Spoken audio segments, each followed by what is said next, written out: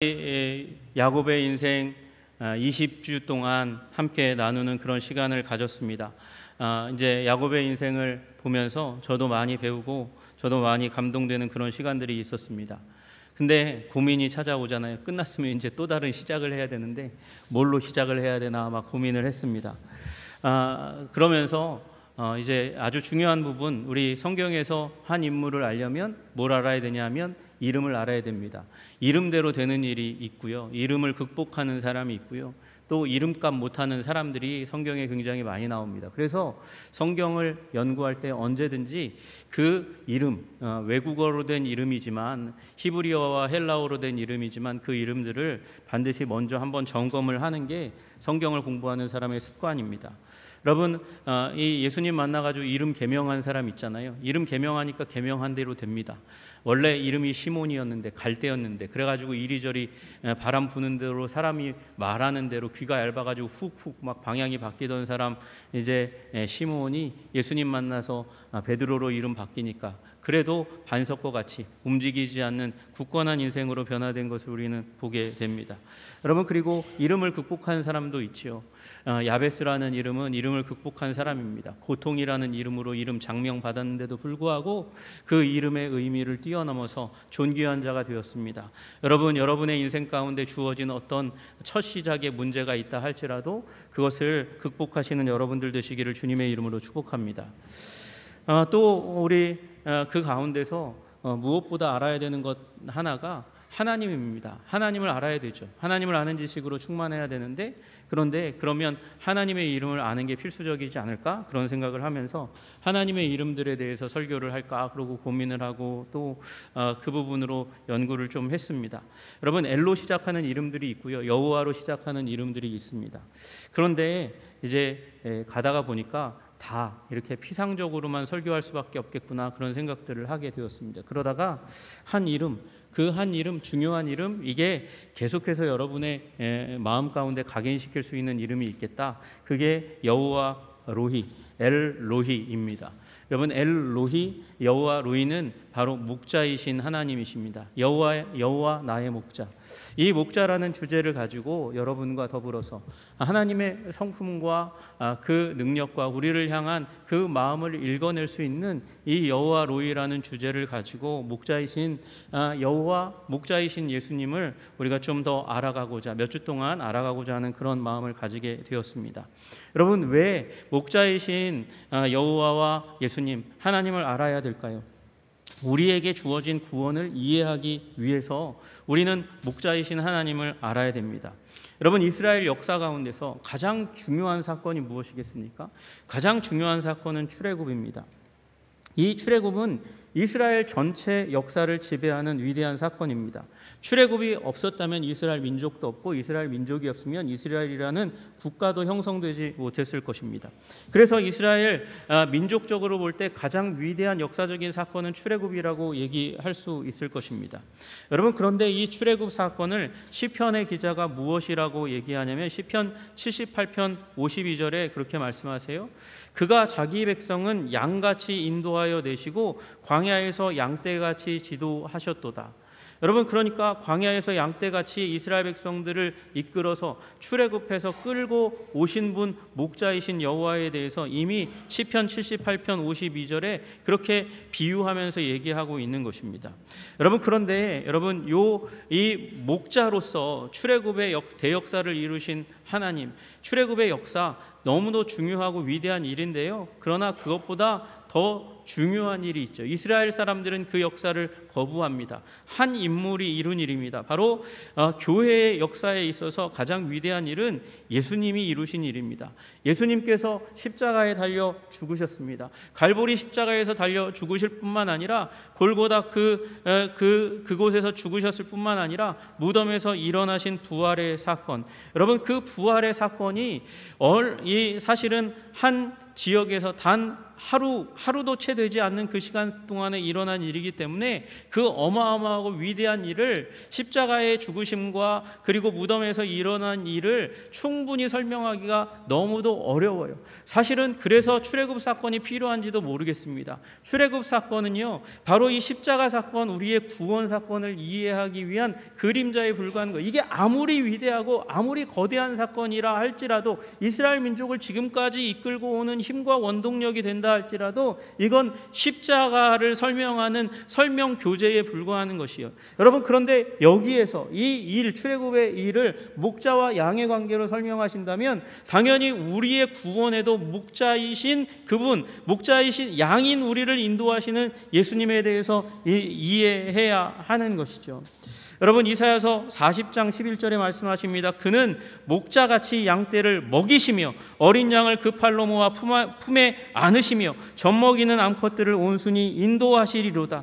여러분, 이 얘기는, 여기 나오는 양은 양을 얘기하는 게 아니라 여러분과 저를 향해 말씀하시는 거죠. 목자는 예수님, 우리 여호와 하나님을 말씀하시는 것이죠. 하나님께서 우리들을 먹이시고 안으시며 인도하시는 것, 그 구원의 놀라운 비밀을 깨달아 알려면 여러분, 목자와 양의 관계에 대해서 더 깊이 알아야 되는 것이죠. 목자를 알아야 되고 양을 알아야 되는 것입니다. 그래서 우리는 여호와 로이, 그 여호와, 목자이신 여호와 나의 주님을 알아야 되는 줄로 믿으시기를 주님의 이름으로 축복합니다.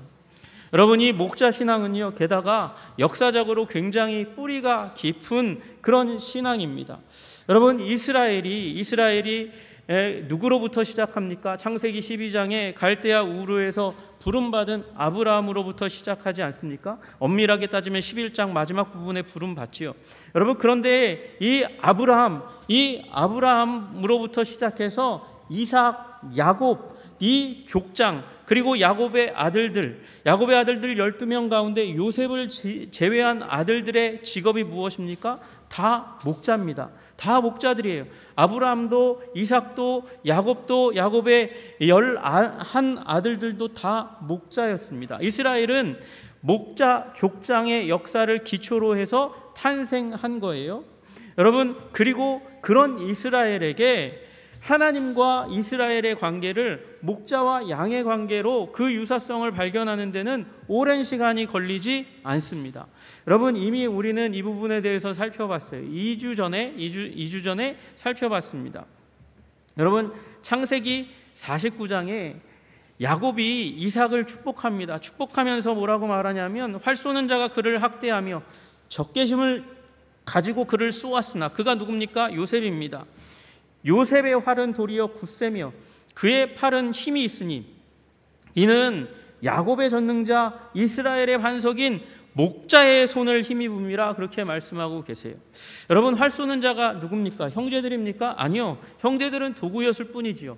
그러나 요셉, 꿈을 가진 자, 그를 죽이려 하는 사단의 권세가 그를 향해서 화살을 쏘았습니다. 그러나 요셉의 활은 도리어 굳세어서 그 공격을 다 막아냈고 그 강력한 팔로 위대한 인생을 이루었습니다. 그러나 따지고 보면 그가 위대해서 이 일이 이루어진 것이 아니라 야곱의 전능자, 다시 얘기해서 요셉의 아버지 야곱의 전능자, 그분이 이스라엘 전체, 자기의 아들들 모두의 안전한 반석이 되어주시고 목자의 손이 되어주셔서 굳건하게 붙들어서 야곱의 가족들도 다 지켜줬고, 그리고 요셉을 통해서 그 가족을 지켜주시는 은혜 가운데 들어갔다고 말씀하시는 것이죠. 여러분, 이처럼 족장의 역사 가운데 이미 목자, 양의 이 신앙 도식이 이미 그 자리 가운데 자리 잡혔어요. 그리고 이건 이스라엘의 가장 위대한 인물로부터 시작해서 예수님에게까지 1000년 동안 목자 신학이 계속해서 유지되었습니다. 이건 제 얘기가 아니고요, 케네스 베일리라는 신약학자가 그렇게 얘기합니다. 여러분, 신약학자면 신약만 공부해야 되는데 이분은 신약과 구약을 넘나드는 분이세요. 왜 그러냐? 이분이 40년 동안 중동에서 살았습니다. 아버지와 어머니가 선교사였어요. 그래서 선교사의 자녀로 중동에서 살았고, 그리고 본인도 선교사가 되어서 중동에서 또 헌신해서 선교사로 살아갑니다. 40여 년을 중동에서 살아가면서 중동의 문화에 탁월한 자가 되었습니다. 게다가 이 서구 전통의 성경 번역 역사가 있는데 그것 말고 시리아 역이라든가 여러 성경 번역본이 이 예루살렘 주위에 다른 민족 가운데 복음이 전파되면서 번역이 되었는데요. 그런 번역들까지도 다 섭렵하고 해석해서 그는 구약과 신약의 정통한 신학자가 되었습니다. 근데 그가 무슨 얘기를 하냐면 성경은 어떤 책이냐? 성경은 선한 목자와 관련해서 9개의 에피소드로 구성된 마치 영화에 비견될 만한 천년의 신학 여행으로 독자들을 초대하는 책이다, 그렇게 얘기했습니다.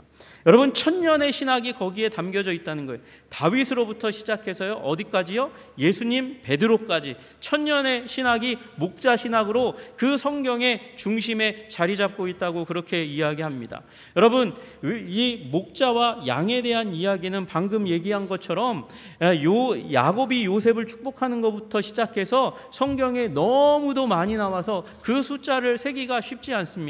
그런데 이분은 그 가운데서도 목자와 양의 관계를 굉장히 자세히 여러 가지 주제를 가지고 얘기하는 9개의 본문이 있는데 그 중에 하나가 시편 23편 시작이고 예레미야서에, 에스겔서에, 스가랴서에 있고 그 다음에 예수님에 의해서 4번 언급되고 그리고 베드로 전서에서 1번 언급하는 신약의 5번, 구약의 4번. 그래서 목자 신앙의 대서사를 품고 있는 책이 성경이라는 거예요.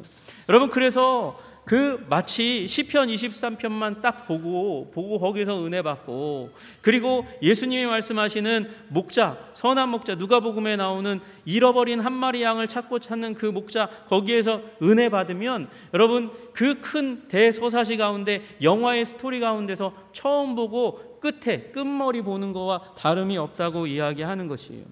여러분, 그 성경의 중심 주제 천년의 이 목자 신앙이 자리 잡고 있는 책 가운데서 우리는 목자이신 하나님을 그리고 예수님을 발견해야 되는 줄로 믿으시기를 주님의 이름으로 축복합니다. 그리고 이 목자 신학은 거기서 베드로에게서 끝나는 것이 아니고 2000년 동안 교회 역사를 지배하는 아주 위대한 주제가 됩니다. 여러분, 우리 교회에도 빛이 바랬지만 스테인드 글라스가 있고 저 뒤에 목자이신 예수님의 모습이 있잖아요. 여러분, 그 모습은 어디 가든지 많이 발견할 수 있는 그런 그림입니다. 이건 우연이 아닌 것이죠. 여러분, 개신교회의 무덤, 그 무덤은 신앙의 정수를 표현합니다. 근데 개신교회의 그 무덤에 가면 무슨 글자들이 많이 있습니까?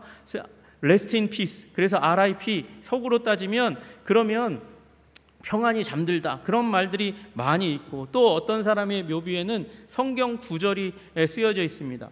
우리 한국교회 묘비에는 집사, 장로, 그 굉장히 중요하게 들어가 있고, 태어난 날과 부름받은 날이 있지만 또 하나 거기에 우리가 담고 있는 신앙은 어느 날 호련히 이 무덤문이 열리고 하나님께서 부활하게 하실 것에 대한 소망이 담겨져 있잖아요. 그런데 이 개신교회 이전에는 카톨릭 교회는 그러면 어땠냐? 카톨릭 교회는 십자가와 십자가 처형에 대한 그림들이 굉장히 많이 있고 천국과 지옥에 대한 묘사, 그 중에서 특별히 그 무덤에 지옥 가지 말라고 연옥, 지옥에 대한 묘사들이 굉장히 많이 있었고, 또 글자로 쓰여져 있으면 죽은 자를 위한 기도, 거기 죽어있는 무덤 가운데 있는 자를 위한 기도가 굉장히 많이 적혀 있었다는 거예요.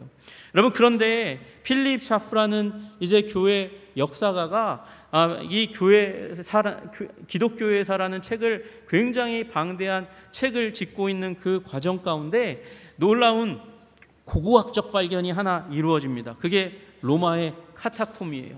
그 카타콤에는 그러면 무엇이 있었을까? 그 카타콤은 위대한 신앙의 사람들이 살았던 곳이니까 그 가운데 그들이 무엇을 담아 놓았는지를 사람들이 굉장히 기대하는 일이 일어나게 되었습니다. 발굴하면서 거기에서 발견한 거, 여러분과 제가 너무나 잘 아는 표식이 있죠. 물고기 표식이 있습니다. 물고기 표식 PPT 한번 보여주세요. 여러분, 익스투스라는 그 단어는 물고기라는 뜻입니다. 그러나 그 물고기는 그냥 물고기로 남지 않고 예수 크리스토스 테오스 휘오스 조테르라는 말, 예수 그리스도 하나님의 아들 구세주, 그 앞에 맨 앞에 이니셜만 딱 따면 그러면 익스투스가 돼요. 그래서 그리스도인들이 내가 이 집 앞에 놓으면 이게 내가 그리스도인입니다. 나는 예수 그리스도를 하나님의 아들 구세주로 믿는 사람들입니다. 이런 표식을 담고 있는 것. 그래서 이걸 가장 유명한 표식으로 알지만 이 카타콤을 발굴해 보니까 거기에 더 많은 양의 상징이, 그림이 있는 것을 보게 되는 것이죠. 그게 뭐냐? 목자이신 예수님이십니다. 목자이신 예수님. 여러분, 저게 사람들이 비교적, 카타콤은 좁은 곳입니다. 좁은 곳이어서 사람 둘이 이렇게 스쳐가기도 굉장히 힘든 곳인데도 불구하고 거기에 굉장히 그래도 사람들이 모여서 예배드릴 만한 넓은 곳이 있어요. 그럼 넓은 곳의 천정에는 저런 그림들이 있습니다. 양을, 염소를 어깨에 메고 있는 목자의 모습이 카타콤에 심심치 않게 발견됩니다. 그 지금까지 발견된 곳으로는 150개의 선한 목자의 모습이 담겨져 있다는 것이죠. 여러분, 이처럼 리차드 트렌치라는 분은 초기 기독교가 가진 이미지 중에서 잃어버린 양을 데리고 집으로 돌아오는 선한 목자 그리스도의 이미지보다 더 큰 기쁨을 안겨주는 것은 없으며 그 증거는 많은 유물에서 발견될 수 있다고 그렇게 얘기합니다. 여러분, 그래서 그림뿐만 아니라 석상에도 저렇게 양을 어깨에 메고 있는 상이 나타나고, 그 다음 그림 보여주시면 저게 관의 옆모습이거든요. 관의 옆모습의 중심에 지팡이를 짚고 있는 목자, 그 옆에 예수님 옆에 12제자가 있듯이 그 제자들이 쭉 붙어있고 그 밑에 양들이 붙어있는 모습들을 우리는 보게 됩니다. 그 다음도 마찬가지입니다. 대리석을 깎아서 만든 조형물의 중심에 양을 힘겹게 어깨에 메고 있는 그 목자의 모습을 보게 됩니다. 여러분, 이처럼 이 초기 교회의 상징물은 목자이신 예수님이었습니다. 이 목자이신 예수님이 중요한 이유가 무엇입니까? 이들은 고난의 시대를 살아갔던 사람들입니다.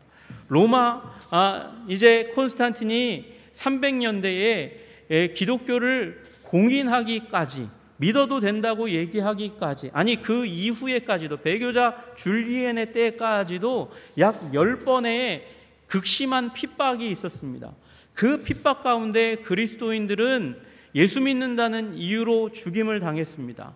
나무에 달리고 기름 칠해져서 사람들에게, 이 유흥을 즐기는 사람들, 콜로세움에 있는 사람들에게 조명이 되는 일이 있었어요. 인간 횃불이 되는 일이 있었습니다. 그냥 재산을 몰수하기 위해서 그리스도인들을 죽이는 일들도 많았고, 콜로세움에 그리스도인들을 집어던져 사자의, 맹수들의 밥이 되게 하는 일들도 비일비재했습니다. 그런 고난의 시기, 사도와 속사도와 그리고 교부들의 시대 가운데서 그들이 그럼에도 불구하고 믿음을 지켰고, 믿음을 지킬 뿐만 아니라 승리하는 일이 일어나게 된 줄로 믿으시기를 주님의 이름으로 축복합니다. 여러분, 승리했어요. 여러분, 목자 신앙을 가슴 가운데 품고 숨어 들어가면서도 곳곳에다 우리의 이 곤란과 환난 가운데서도 우리에게 만족을 주시며 결국은 우리를 사망의 음침한 골짜기에서 환희의 땅으로, 천국으로 인도하실 우리 주님을 믿는 사람들이 결국 가장 위대한 강력한 제국이라고 믿어져 왔던 로마 제국을 깨뜨리게 된 것입니다. 여러분, 윌 듀란트라는 미국의 철학자는 그렇게 얘기합니다. 문명 이야기라는 책에서 역대 황제들로부터 멸시받고 억압받던 소수의 기독교인들이 불굴의 집념으로 모든 시련을 견디며 조용히 번성하고, 여러분, 그렇게 핍박받는데도 불구하고 칼 들고 방패 들고 창 들고 로마 군대를 향해서 전쟁을 선포하지 않았다는 것입니다. 조용히 모든 시련을 견디며 조용히 번성하고, 적들이 혼란을 야기하는 동안 질서를 세우고, 칼과는 말씀으로, 잔인함과는 희망으로 싸우며 마침내 역사상 가장 강력한 국가 로마를 물리친 것보다 더 위대한 드라마는 인류 역사에 없을 것입니다. 그렇게 듀란트가 평가하는 거예요. 여러분, 지금 멋있는 화려한 환상적인 영화가 나온다 할지라도 그것은 실제 실화가 아닙니다. 그러나 이 일은 실화입니다.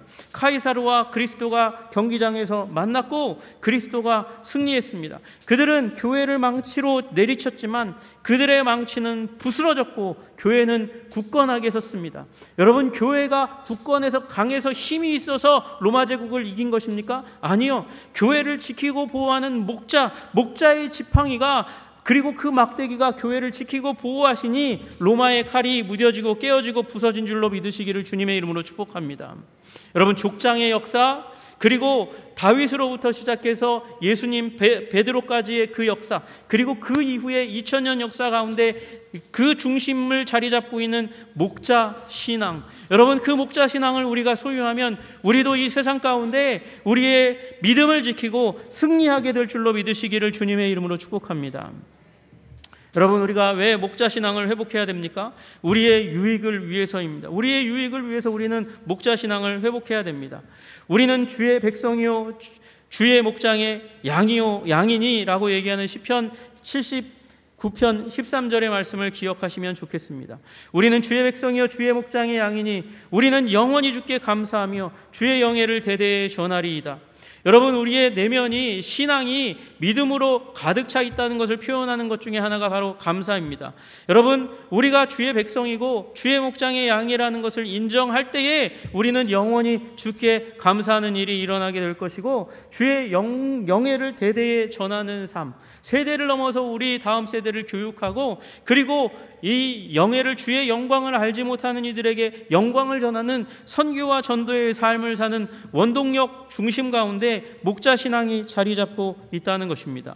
여러분, 목자 신앙으로 말미암아 여러분의 신앙이 일치월장 자라게 하시는 하나님의 은혜가 임하시기를 주님의 이름으로 축복합니다.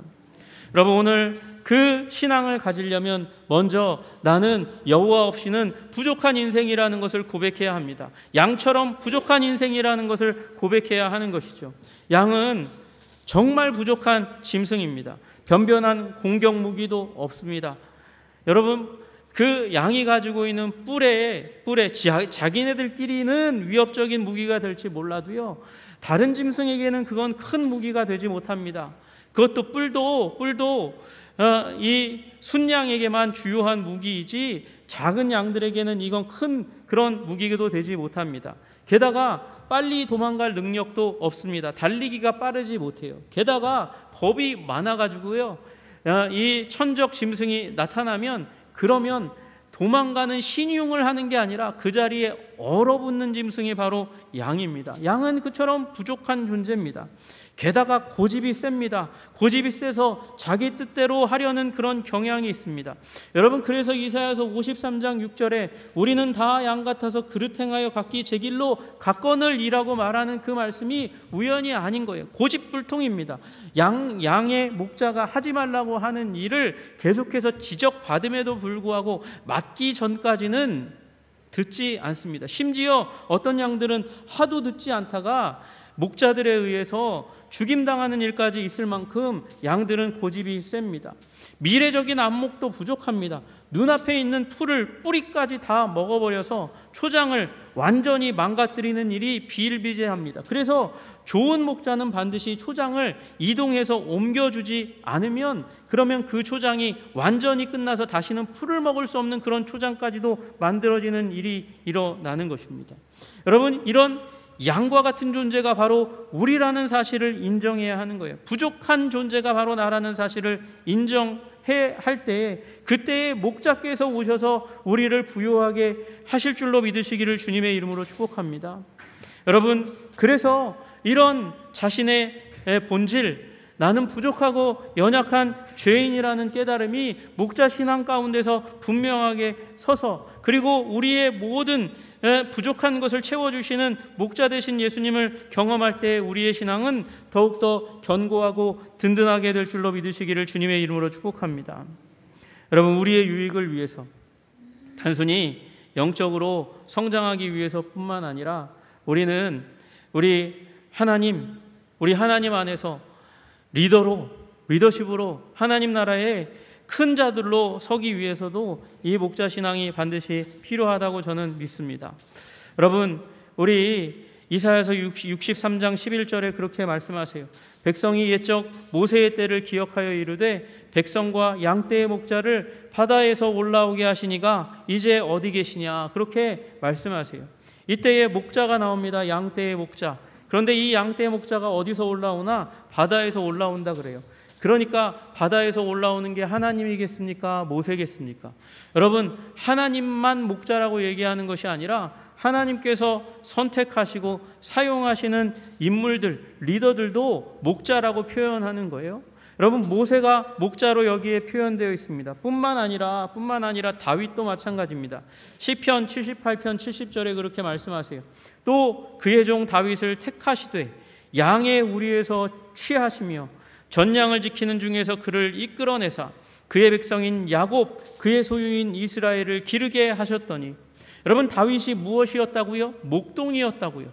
목동에서 양의 우리에서 양치던 실제 직업이 목동 목자였다고 얘기합니다. 그런데 하나님께서 그 가운데서 이끌어내셔서 야곱의 백성 이스라엘을 다스리는 목자로 삼아주셨다고, 기르게 하셨더니 목자로 삼아주셨다고 그렇게 말씀하세요. 여러분, 그래서 목자됨이 무엇인가를 이해하는 사람이 더 목자의 노릇을 잘할 것 아니겠습니까? 여러분, 교회에서 목자를 누구로 표현합니까? 목사가 목자입니까? 아니요, 영혼을 돌보는 자가 목자인 줄로 믿으시기를 주님의 이름으로 축복합니다. 그리고 여러분들이 그런 목자가 되기를 원하는 우리 주님의 그 뜨거운 사랑과 긍휼의 마음을 읽어 알아내시기를 주님의 이름으로 축복합니다. 우리 예수님 어디에서 태어나셨어요? 우리 예수님 베들레헴에서 태어나셨습니다. 베들레헴에서 태어날 것을 미리 예언한 선지자가 미가 선지자입니다. 미가 5장 2절에 베들레헴 에브라다야, 너는 유다 족속 중에서 작을지라도 이스라엘을 다스릴 자가 내게서 내게로 나올 것이라. 그의 근본은 상고의 영원에 있느니라. 베들레헴에서 오실 자가 이제 이스라엘의 다스릴 자, 왕이 될 것이라고 말씀하시는데, 그는 단순히 인간 왕이 아니고 그의 근본이 상고, 아주 오래적에 있고, 그리고 상고 중에 상고 끝으로 올라가면 누구 있습니까? 아브라함, 그 이전에 하나님이 계시잖아요. 그리고 영원에 있느니라. 그러니까 하나님과 방불한 존재가 바로 이 베들레헴에서 나올 것이라고 말씀하신 거예요. 미가가 그것을 본 것이죠. 그리고 그 미가는 그가 하실 사역에 대해서도 말씀하세요. 미가서 5장 4절에 그가 여호와의 능력과 그의 하나님 여호와의 이름의 위엄을 의지하고 서서 목축하니 예수님의 사역, 이제 오시는 메시아의 사역의 본질이 목축이라고, 목양하는 것이라고, 목자로서 일하시는 것이라고 보셨어요. 그리고 그 목축이 어디까지 이어지냐? 목축하니 그들이 거주할 것이라. 이제 그가 창대하여 땅끝까지 미치리라.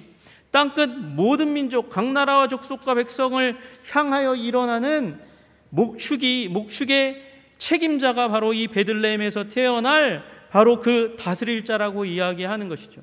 그리고 이 예수님은 오셔서 이제 일꾼들을 일으키셨습니다. 제자들을 일으키셔서 통치를 이루신 줄로 믿으시기를 주님의 이름으로 축복합니다. 목축을 시작하신 줄로 믿으시기를 주님의 이름으로 축복합니다. 그리고 또한 하나님께서는 그 목축을 함께해 나갈 동역자들을 불러 일으키시는 것이죠. 베드로 전서 5장 2절에 말씀하십니다. 너희 중에 있는 하나님의 양무리를 치되 양무리의 본이 되라. 그리하면 목자장이 나타나실 때에 시들지 아니하는 영광의 관을 얻으리라.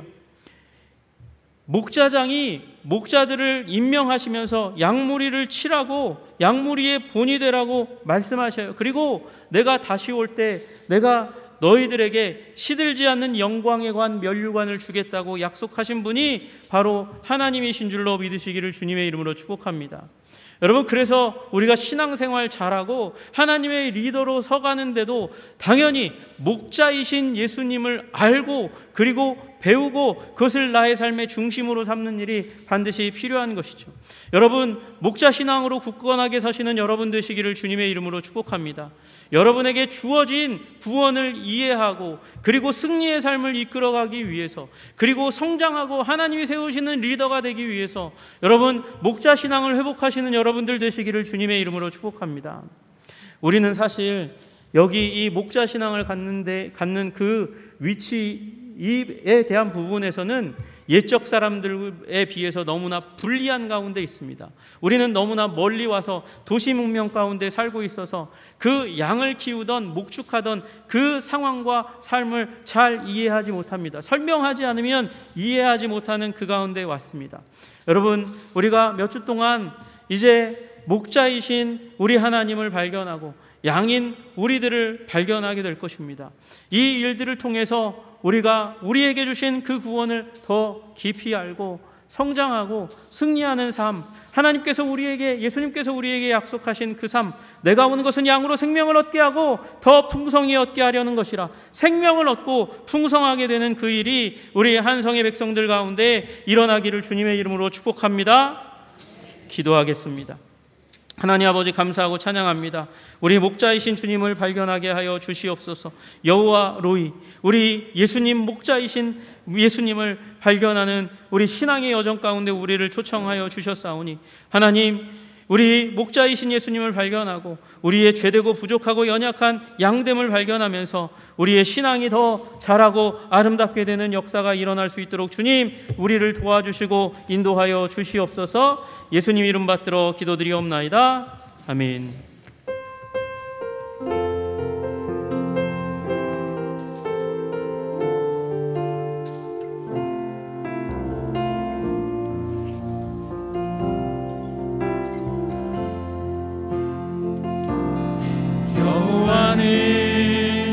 나의 목자니 내가 부족한 없으리로다. 그가 나를 푸른 초장에 쉬게 하시고 인도하네. 내가 사망의 음침한 계곡을 걸어도 두려워하지 않을 것을, 주의 지팡이와 막대기가 나를 지키며 주님 나와 함께 하심이로다. 여호와는 나의 목자니 내가 부족한 없으리로다. 그가 나를 푸른 초장에 쉬게 하시고 인도하네. 내가 사망의 음침한 계곡을 걸어도 두려워하지 않을 것을, 주의 지팡이와 막대기가 나를 지키며 주님 나와 함께 하심이로다. 주의 선하심과 주의 한결같은 사랑이 평생에 나를 따를 것이니, 내가 여호와의 집에서 영원토록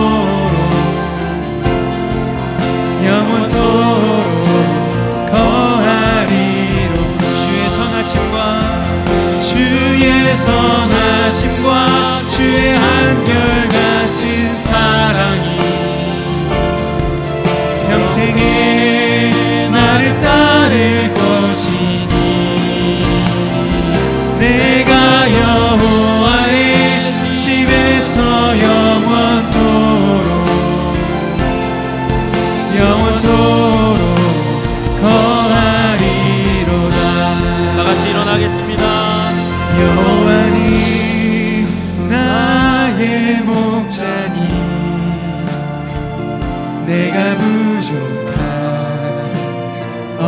없으리로다.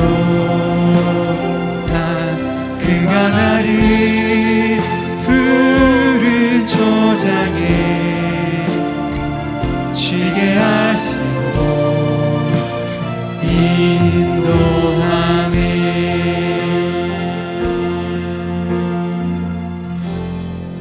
이제는 아버지 하나님의 극진하신 사랑하심과 예수 그리스도의 십자가 부활의 은혜와 성령님의 위로 교통하심이 나의 죄인됨과 부족함을 인정하고 나의 인생 가운데 목자를 초청하여 성장하기를 원하는 우리 한성의 백성들 위해 이제로부터 영원까지 승리만이 함께 하시기를 간절히 축원하옵나이다.